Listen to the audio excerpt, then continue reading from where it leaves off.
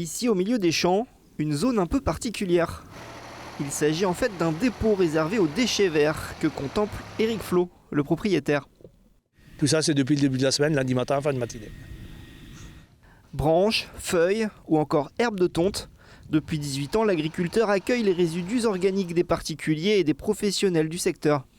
Nous avons eu l'idée, car ma femme s'est installée en agriculture biologique, sans matière organique.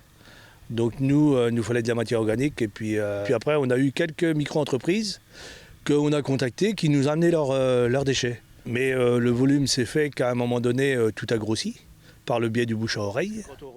Des quantités telles que les coûts pour le broyage ont explosé.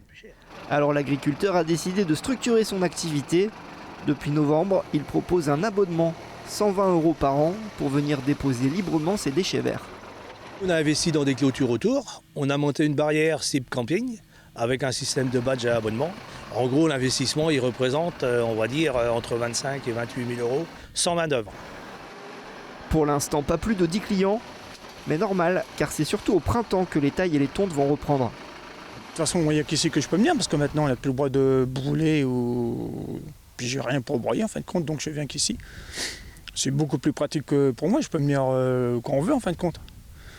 24 heures sur 24, voilà.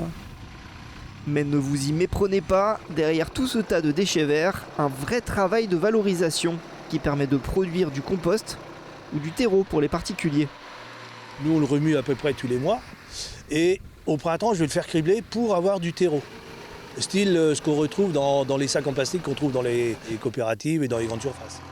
Un modèle circulaire qui pourrait bien inspirer au-delà des frontières de la Sarthe. Depuis qu'il communique sur son activité, Éric Flo reçoit des appels venus de toute la France.